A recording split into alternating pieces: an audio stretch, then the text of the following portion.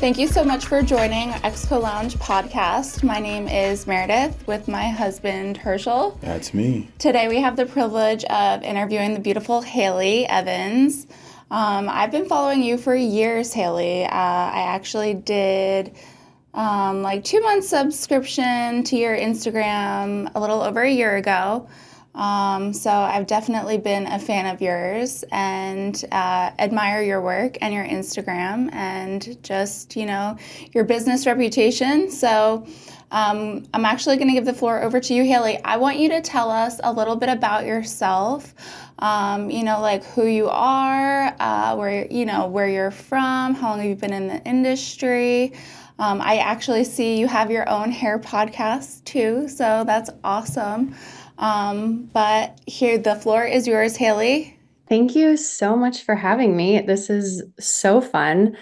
So my name is Haley Evans. I am a hair extension stylist from Columbus, Ohio.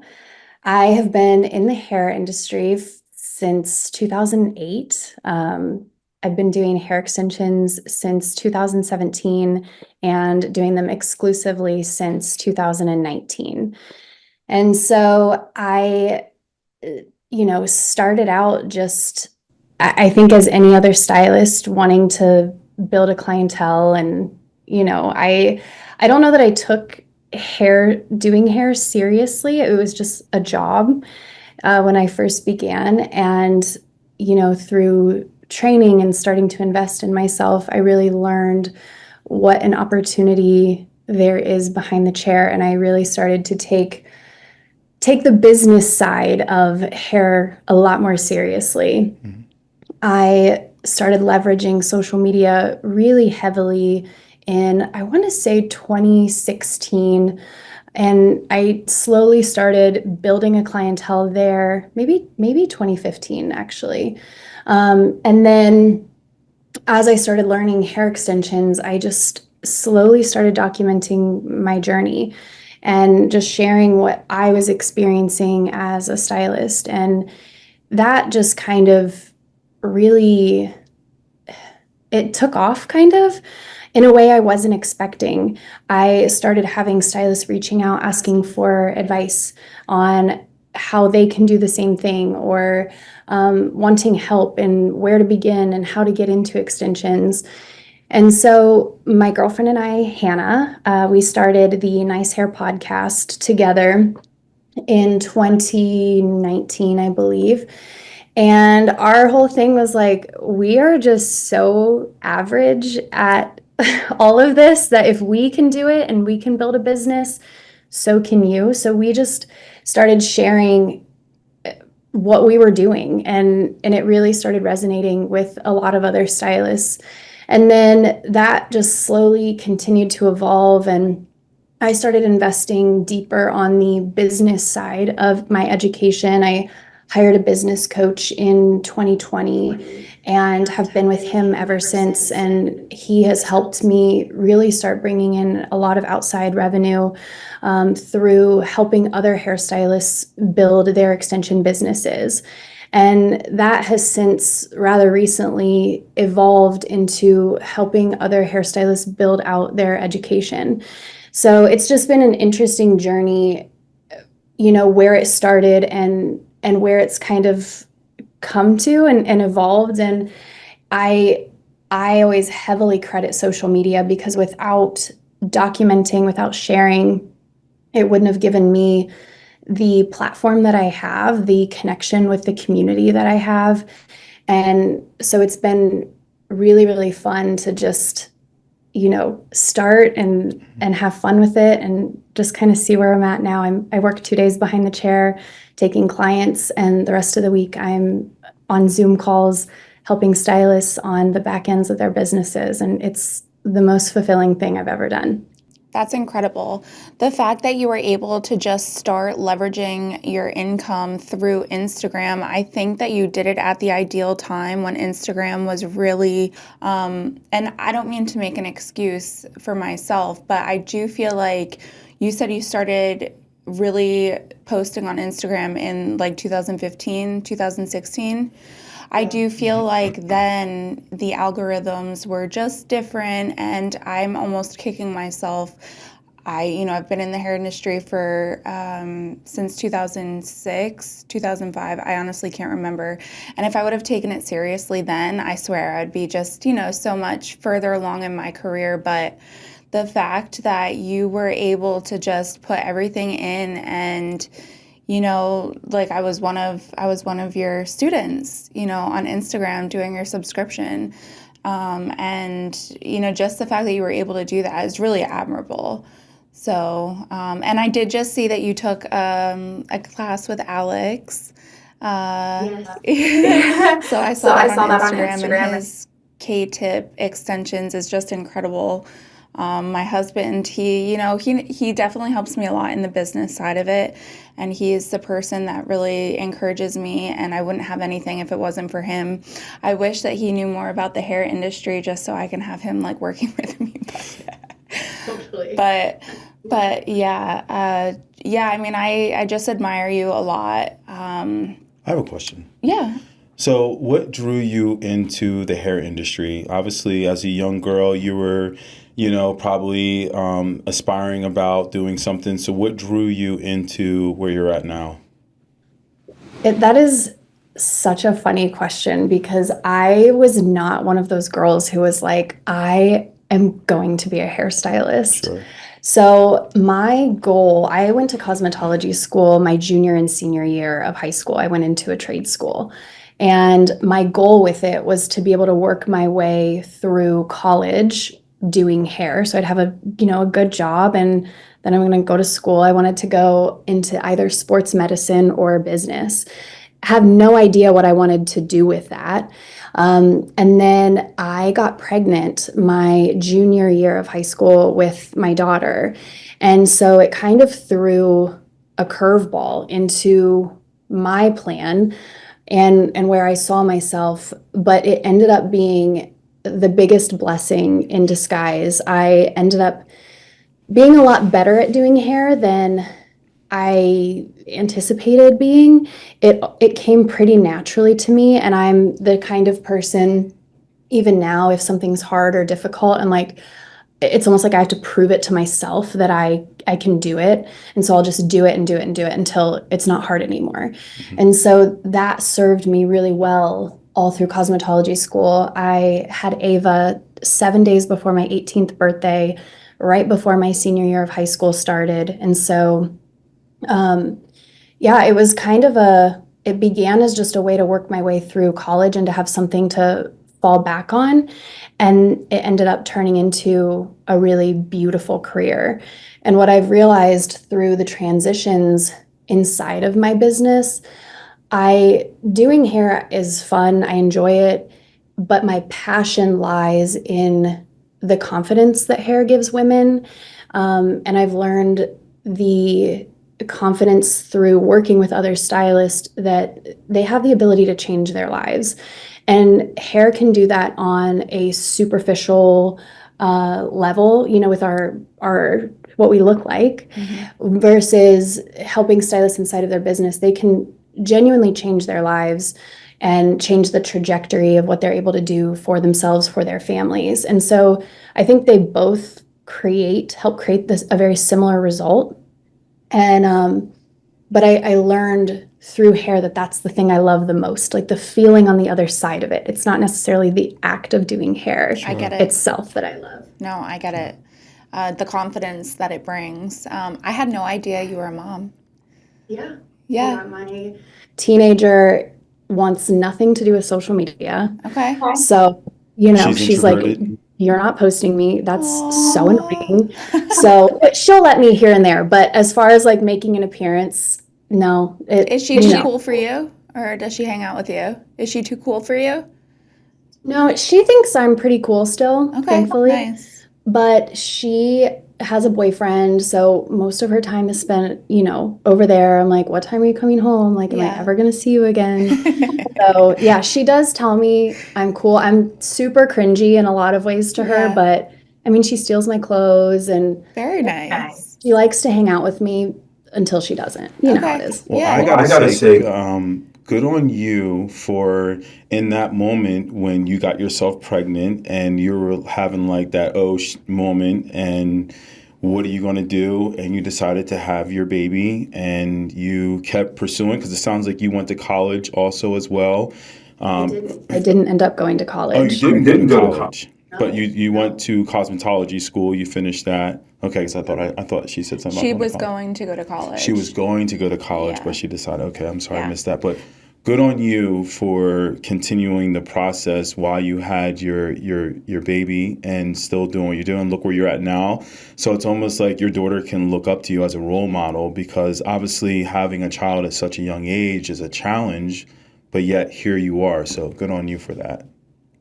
Yeah, I just thank thought, you. I just wanted to praise you on that because a lot of people get lost in it. I wouldn't ever advocate for a 17-year-old to go get pregnant, but Mm-hmm. I was very fortunate with the amount of help I had from my family, and I love being a young mom. Yeah. It's really fun. We essentially grew up together, and I have a big family with lots of siblings, and Ava and my youngest brother are only 5 years apart. And so, we always joke that she kind of was our fifth sibling. So that part has been really special. So it's, you wouldn't recommend it, but I don't regret it. Yeah. How many siblings do you have? How many siblings? I'm the oldest of 4. Okay, cool. Okay. Yeah. Awesome. Yeah, I see you're close to your one sister. You share her on your Instagram. I love that. Yeah, we're so close. I was just over at her house last night for a girls' night, so we had a lot of fun. That's awesome. Yeah. So you're able to work just 2 days a week, and then the rest of your time is spent helping other hairdressers build up their business. Yeah. How do we become your student? Let's just chat after this, and then we'll go from there. Okay. Well, you can still answer, like, Well, basically, just like to help other people. Become a student. Okay, Yeah. I'm sorry. So it really kind of depends. I've done a bunch of different offers in the past, and right now I am taking on one-on-one clients. I probably have the space for maybe 2 more. Okay. So you just reach out over DM, and we'll Okay. schedule a Zoom call, and I'll kind of figure out where you're at in your business, what you're struggling with, and then kind of come up with a plan, one, to make sure I can help you, and then we just go from there. I've really enjoyed working one-on-one with stylists. I feel like that's where you see the most amount of progress the quickest. And I've also learned that, it's a big investment too, right? Like, and I'm sure Meredith, understand this, like the investment side of the business, it forces you to level yourself up. Yes. And so that's one of the things, we've had offers where, on the cheaper end and then on the more expensive end. And I just think for stylists making a big investment into themselves and their businesses, they really are able to create tons of momentum, tons of change. And then before they're on the other side of it, they're like, okay, what's next? Right. And so that's kind of where we've been stepping into the what's next. So yeah, it's just send a DM, send an email, and if it's a hell yes for both of us, we'll go from there. That's awesome. Yeah. I definitely loved your little subscription, but just to get that extra, I am the type of person where I do have to invest in myself in either a class or something at least once a year. And my husband is just like, what are you doing now? What are you spending money on now? Like, what are we doing? Because, I'm always coming to him like, I want to take this class. How much is it? So, but he does see that it pays itself off. So actually this one class that I wanted to take, it was on a method. She, when she told me the initial investment, I almost threw up. She told me it was $60,000. Exactly. So yeah, your face is what I did. And she gave us 2 hours of her time over the phone. And I thought for sure my husband was going to be like, absolutely not. Like, there's no way. But then we were pondering, and then she brought the price from $60,000 down to $9,500. So I was like, I don't know, there's something, and there was other things involved. And I'm still wanting to take this class, but close to 10 grand is just still more than I would like to invest. So, but I do appreciate the value of investing in yourself and just seeing the growth that classes give, or even just like mentoring or business coaching gives. And just the fact, I've said this in a different podcast, I was at a salon and they fired me, and that was the best thing that could have happened, because it forced me to really get serious with my business and just being able to work for myself. I've at least quadrupled my income. So, I mean, I'm not sure, have you worked for yourself your whole hair career, or how did you do with that? I was in a commission. I started out as an assistant, and I was in a commission salon for, I want to say 5 years. And then I left there, and I had a really tight no compete contract. And so I took a 6 month break from doing hair, and I went into a sales position for a corporate gym. And it was one of the best things I could have done for myself, because I started learning the art of selling. I had no idea how much selling there is inside of our industry. And I, especially in the higher ticket space with extensions, and then, now with working with other stylists with business coaching, there really is an art. And so it was my first introduction into that. And then I hated it. I hated the job. I cried every day on my 45-minute drive to work. And I finally left. And a girlfriend of mine, she was in essentially like a sola suite, or a salon loft is what they are called here. Right. It's like an individual space for stylists to run their own business out of. And she's like, you should come work here. She does eyelashes. And she was like, you come here, I can refer all of my eyelash clients to you. It'll be great. And I was like, okay, sure. And I was so poor. I had no money. And so my dad had to front my all of my initial business costs. And so I started my business then, and that was in 2014. I started in May, and I made $15,000 that year. And so it was tough. It was a long road. But again, that was right as I started leveraging social media. And then I moved salons about 5 years later, and maybe like 3 years later, 3 or 4 years later. And then that was when, things started to really go. And then learning extensions was just kind of the icing on the cake. But no, the investment piece, that was such a foreign concept to me, investing in yourself, right? I would always go to like, a hair show locally, or, I'd gone to Chicago for a hair show. But the idea of making a large investment into both my technical skills and the business skill set that I needed to develop, but it started first with that technical skill, right? I think we've all made investments in ourselves where we're like, well, this investment is going to fix my business, or it's going to help propel me. But I think it's what you learn on that investment, right? The investment either pays off tenfold, or you really learn a valuable lesson. My dad growing up has always told me the best lessons in life usually cost you money. And for me, some of those education investments that I would never make again, or I wouldn't recommend other people to make again, I learned how I don't want to treat people who would make an investment in me. I learned how I would want to run education. And so while you could look at it as I just threw away 10 grand, I also learned such a valuable lesson that I wouldn't have learned otherwise. And now I can take that going forward into whatever that future business is. And when I shifted my mindset from being bitter about an investment not working out, it really changed and lifted a lot of that hesitation that I have sometimes when it comes to making an investment. So a lot of times, right? On that instinct, like, yes, this is something I have to do. But then we tend to talk ourselves out of it, right? It's like, well, it's so much money. Like, am I going to get out of it what I want? And, we kind of spiral. But I think there's always a reason that you end up in the situation that you're in. And it's either going to be that huge blessing that you want, or that lesson that you need. Yeah. My first investment, I put on a credit card. And that was in 2017. And ever since then, I was able to do it just with my debit card. So it definitely helps, right? It does. So I was thinking when you started in 2014 and we're in 2024, about to go in 2025, and you're not obviously making that $15,000 a year now. So what would you say to the people that are, aspiring to be in the hair industry? Where should they start in the beginning? Should they be like that assistant, or should they, go work for, a hairdresser somewhere and getting that experience in? But what would you recommend?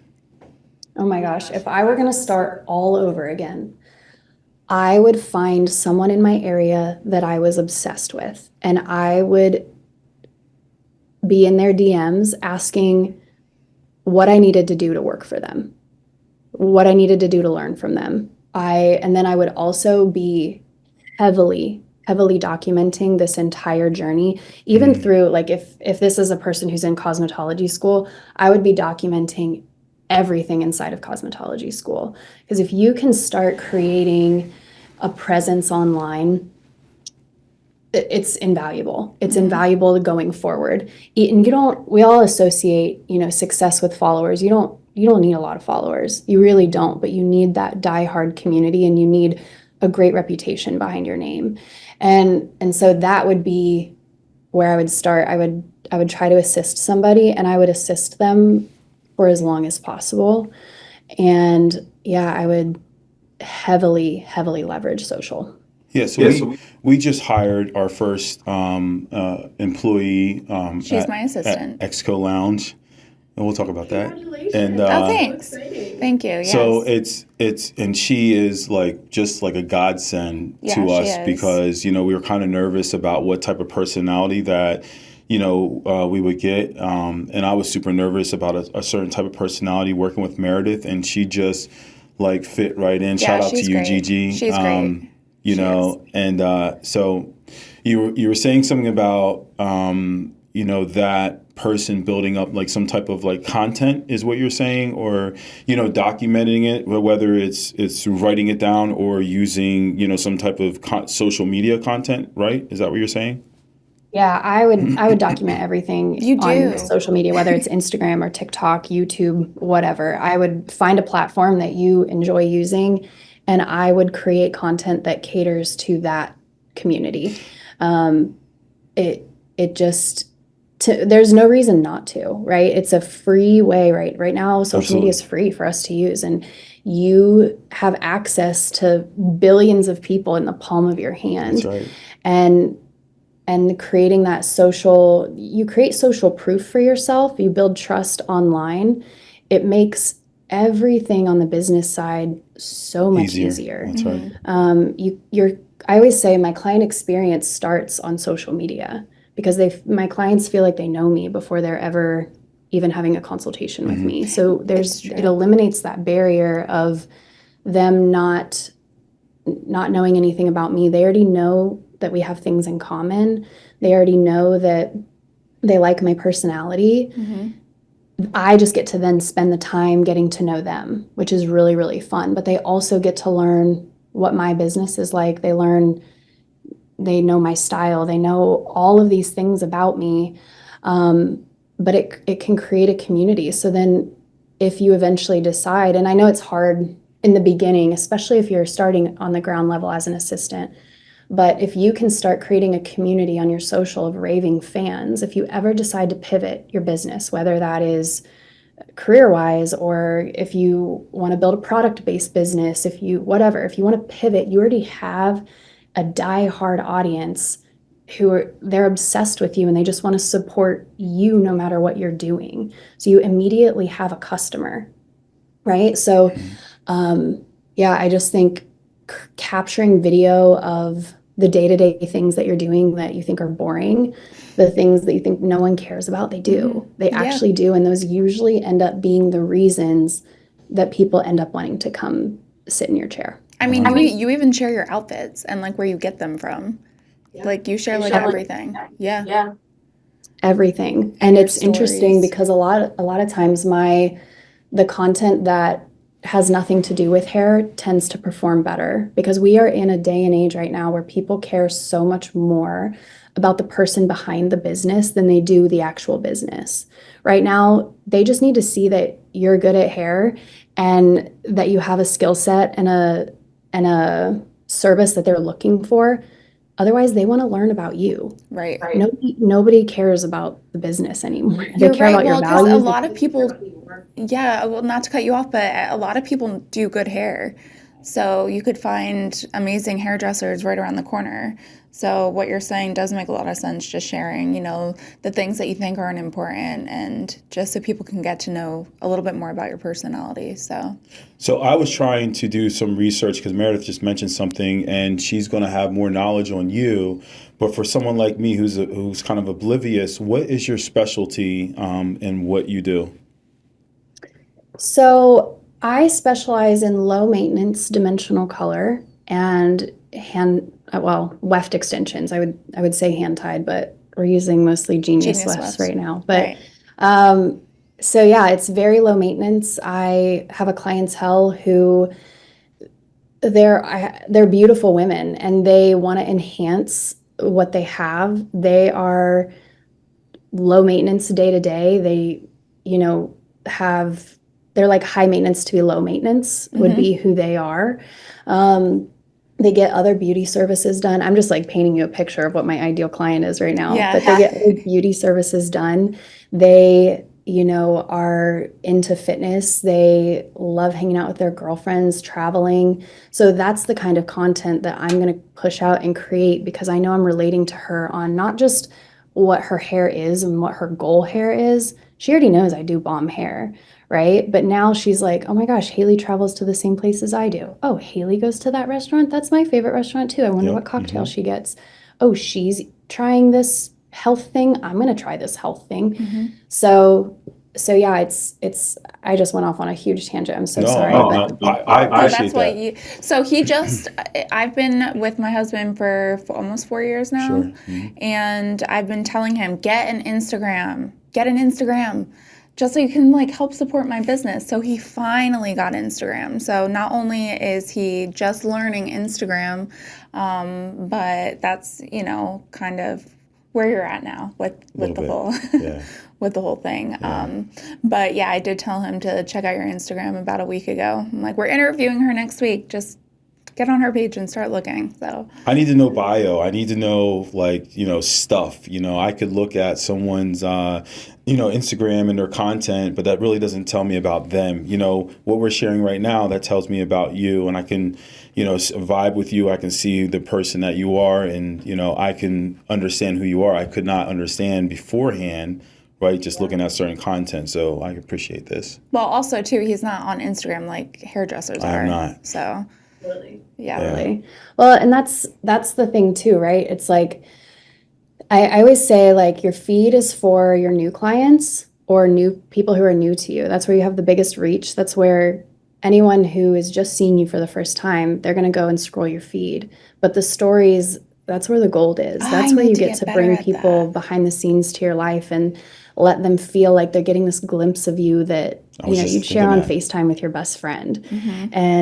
And so that's the fun part of it. That's where, to me, that's where the community lies, right? The feed, okay, cool. But I'm creating that content to reach somebody who's never seen me before. I'm creating the story content for the person who's been here for years and who feels like they've grown along with me. That's the person that I really am trying to relate to there. It's working. So yeah, thank you. You're welcome. Very much. Are you married?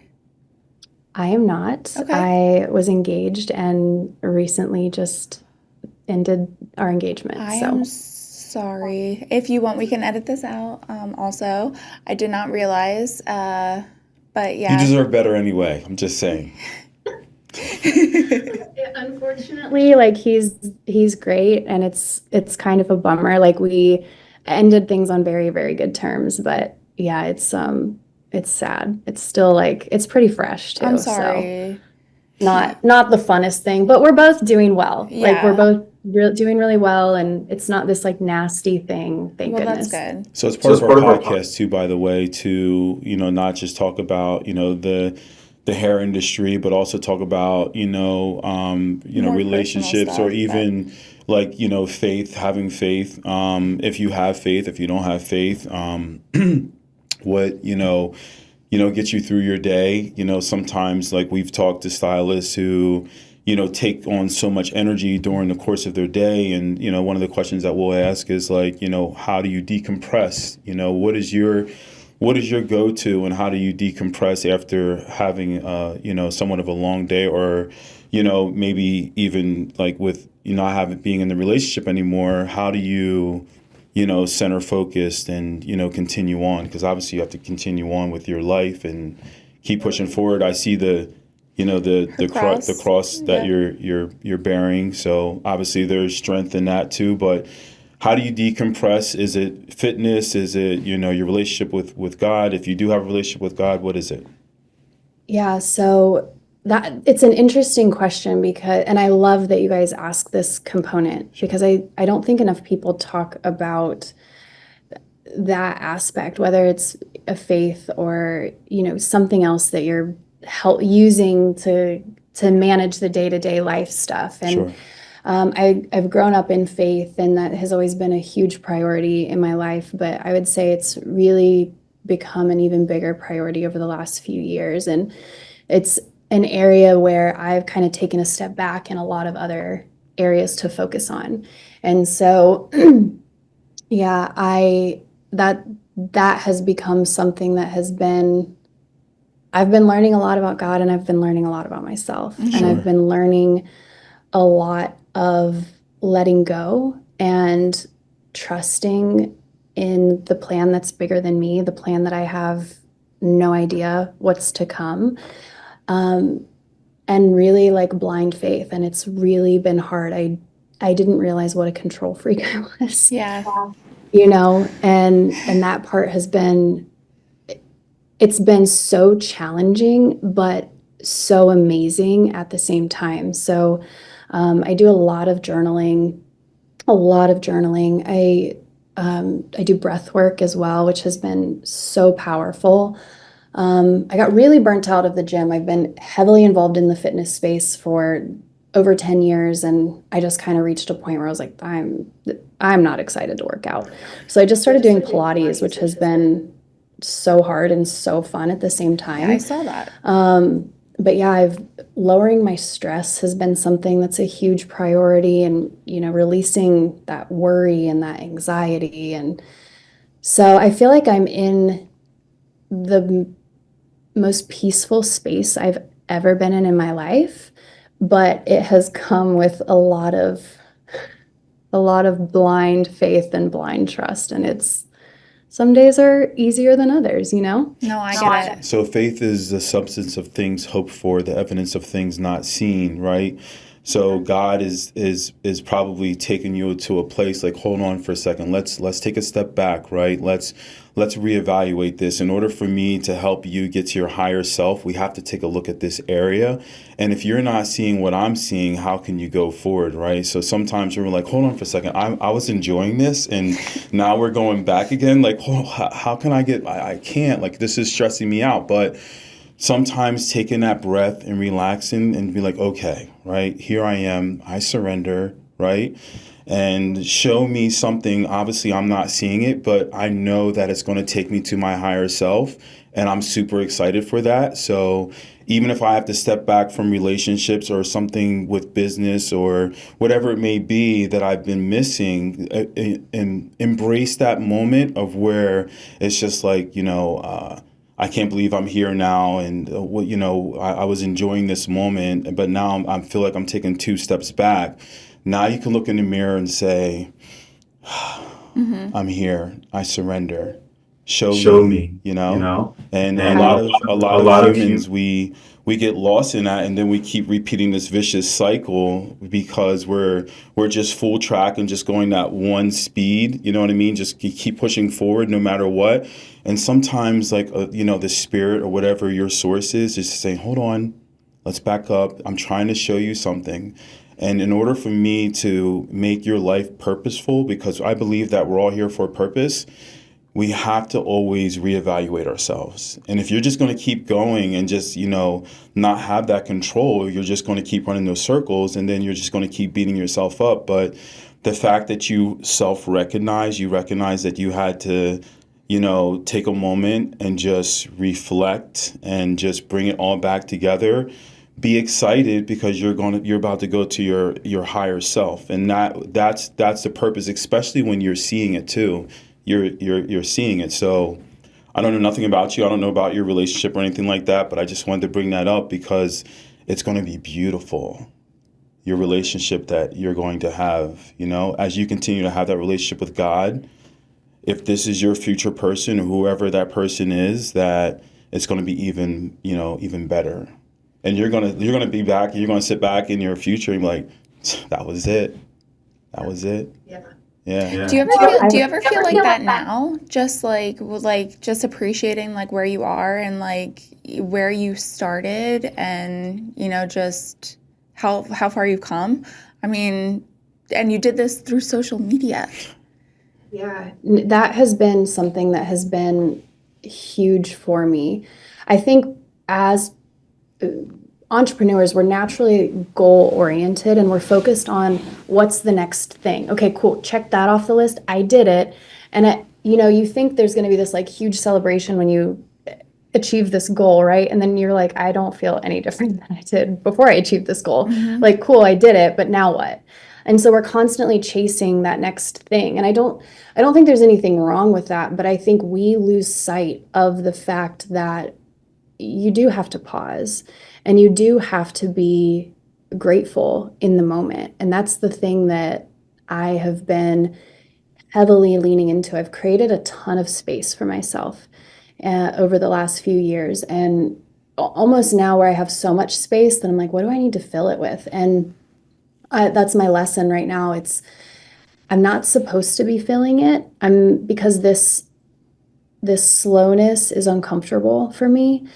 It's challenging me in a way that I haven't been challenged before, but I also know there's something really, really big on the other side of it. And I keep saying, like, I'm just ready for that next thing. I just want to rush through this part. But I'm also realizing that attitude and that mentality, it's like you're rushing the part of the plan that you're supposed to be in right now. Mm-hmm. You're in this for a reason, and you need to sit in this. There's some lesson here that until it's learned, you're going to continue to sit in it. And that has been hard. But one of my girlfriends, we were on a Zoom call, and I was just, I'm like, this is so hard. I'm just struggling so bad. And, we're talking about just letting go and all of that. And I was like, I just hope that God's plan is as good as my plan for myself. Mm-hmm. And you guys, she stopped. She burst out laughing in my face. And I needed her to do this. She burst out laughing in my face. And she's like, how arrogant are we that we think that our plan for ourselves is going to be bigger or better than the plan that God has for us? And I was just like, I needed you to laugh at me like that, because you are so right. Like, how arrogant of me. And to think that I have that control over it, right? To think that I'm gonna, like, what's gonna happen is gonna happen. But it's like, how do you respond to it? So yeah, so that sitting in that gratitude, and that is where I'm at, where there's a part of me that this season of life is hard to be grateful for it, because it's sad and it's challenging and it's lonely, and yet I have to be, because if I'm looking at every other aspect, it's like I have a beautiful business, I have space that I get to spend the most time I've ever been able to with my daughter. I'm living a very comfortable life that I only could have dreamed of the year I was making $15,000. Seriously, yeah. So yeah, it's a cool moment, but it's really hard. It's hard to be grateful in challenges. And it is somewhat, and I don't mean to say the I don't know if it's a trending term, trauma, but any type of loss like that, it is it is like a, a little trauma. It's a little traumatic, and, it's almost like a death of a relationship. So, and just like being grateful for it, even on the way over here, I'm like, bitching about things and just whatever. And he's like, aren't you just going to enjoy this moment? And I'm like, yes, yes, yes. So, but yeah, I mean, having faith, I was just telling him yesterday I want to get baptized. So I was already baptized as a child, but just want to do that again for myself. But well, not to take it off, but I have a form, like, just a little opinion when baptismal, it's you're able to in your mind consciously say, I want to do this because I want to have a personal relationship with the Father, right? But it's hard for me to conceive someone that's very young to have that personal, idea to, consciously say that they want to have, submit themselves to the source. So, well, that's your opinion. For you to have that now, that's a good thing. Yeah. Just a little. Yeah, getting super personal, but yeah. Do you have a dog? I thought I saw you have a dog. No. I do have a dog. I have a Pomeranian. She's over here snoozing. I'm actually so happy she hasn't started barking because it's like one of those piercing barks. But yes, I have a dog. She's the most expensive dog that I've ever had because she just is constantly at the vet for eating things she shouldn't. Oh boy. And needing surgeries. And boy. She's so small, but has cost me so much money. Yeah, no, I can imagine. My sister's dog is the same way. She adopted hers, and it gets expensive. So how do someone, how do they find you? Because you believe, because I would say, almost every podcast, if you want to get a hold of Meredith, especially if you're in the Lehigh Valley area, you go to ExCoLounge.com. There you're able to click on and you can find Meredith that way. So how could someone in the Ohio area or wherever in the whole world, because obviously you do some form of coaching, how could they get a hold of you with your Instagram or whatever platform that you operate from? Yeah, I just would direct anybody to my Instagram. It's just Haley, Haley.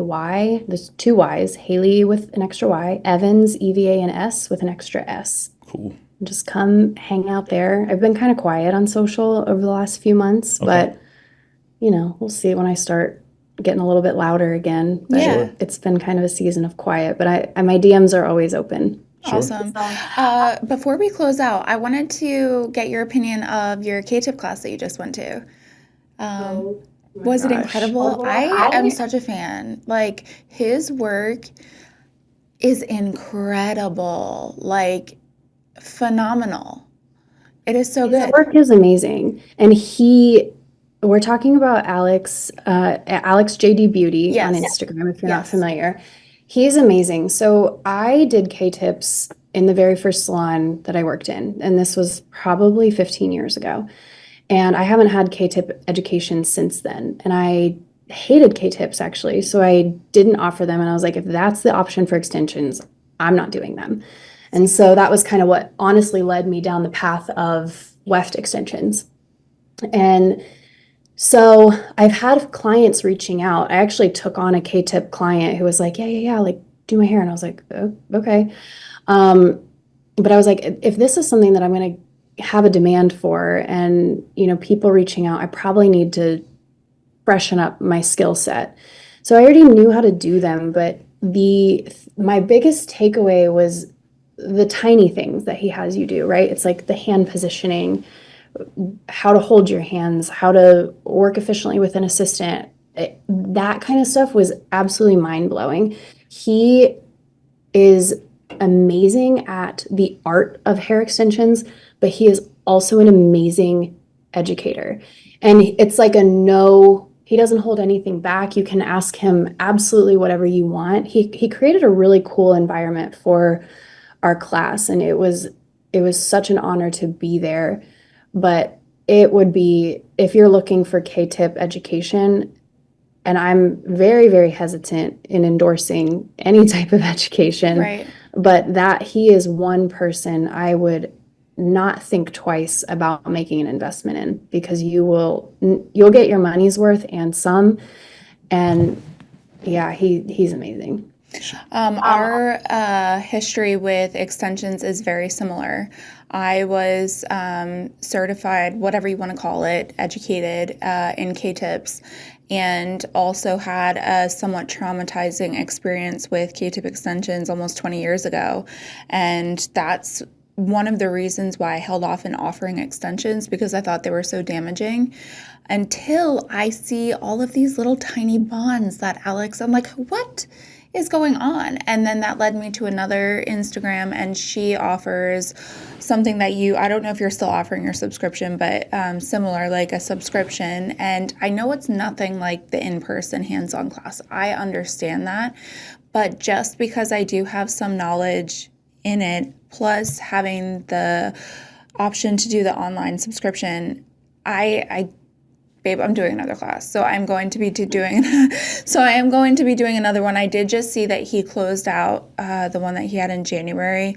But yeah, I mean, it's incredible. Like, just beautiful work.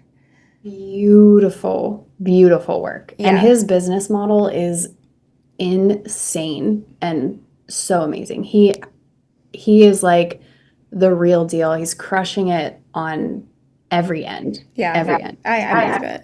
I believe it. So yeah, he's great. Yeah. So I want to say something before we end this. Yeah.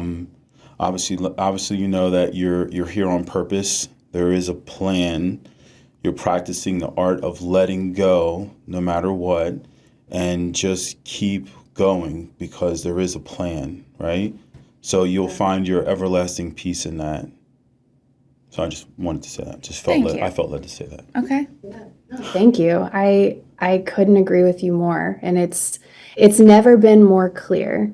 You know what I mean? It's very clear, but it's challenging. That's right.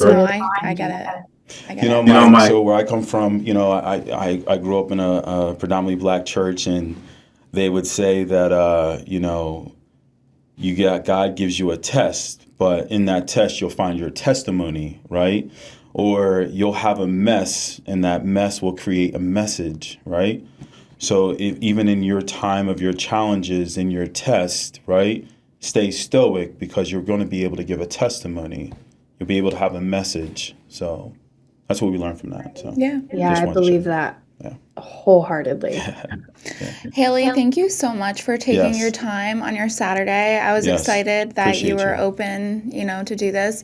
And I will definitely be hitting you up on your DMs to be, a coach. Sorry, it's happening. Okay. But thank you, everybody, for joining us in this episode of ExCo Lounge podcast. Don't forget to hit them likes. We need them likes. Yeah, by the way. Likes, get the shares up. I'm going to have to dip my toes into your podcast as well. I didn't even realize you had a podcast until like 2 months ago, just from looking at your bio. So I'm going to have to get in and listen to that as well.